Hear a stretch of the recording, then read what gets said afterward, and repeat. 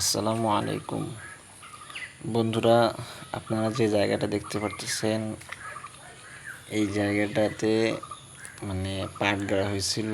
পাট গাড়ার পরে সেটা যখন হয়ে যায় তারপরে উঠানো হয়েছে। পাট উঠানোর পরে মাঝখান দিয়ে কড়ি গাছ ছিল, সেগুলো এখনও দেখতে পাচ্ছেন আছে। আর এখানে ভাবতেছি যে লাল শাক চাষ করবো, সেজন্য জায়গাটা পরিষ্কার করা হয়েছে। তো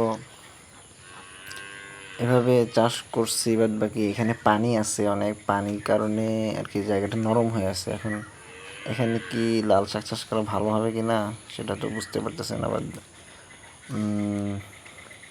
তা আপনার একটু পরামর্শ দেবেন যে এখানে ভেজা মাটিতে লাল শাক চাষ করলে কেমন হবে। এটা তো আমার ধারণাতে নেই আর কি। আর এই জায়গাটাতে চাষ করা ভালো হবে কি না। এখানে ফাঁকা আছে কিন্তু আশেপাশে গাছগাছালি আছে, তবে এখানে রোদ লাগবে। যখন বৃষ্টি বৃষ্টি বলতেছি সরি, যখন রোদ উঠবে আর কি, রোদ এখানে লাগবে। উপরে ফাঁকা আছে। আর কাদার অবস্থা দেখতে পাচ্ছেন কি তাকতাকা হয়ে আছে, এটা শুকাইতে হয়তো 2-1 দিন সময় লাগবে।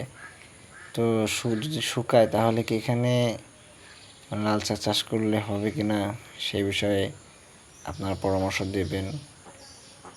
আমি চেষ্টা করব আপনাদের পরামর্শ অনুযায়ী কাজ করা।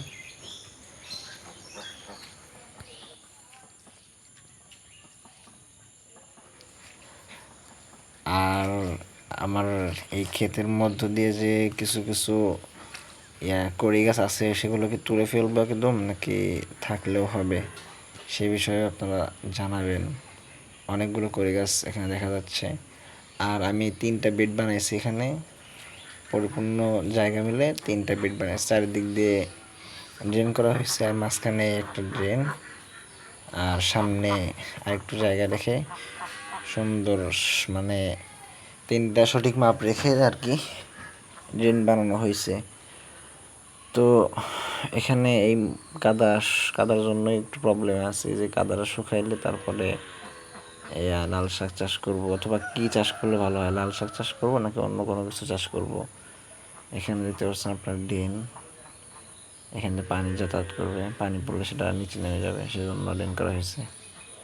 তো এখন এখানে কি চাষ করলে ভালো হয় আপনারা একটু জানিয়ে দিবেন, যেন আমার উপকার হয়, আপনাদেরও যেন উপকার হয়। ধন্যবাদ, ভালো থাকবেন।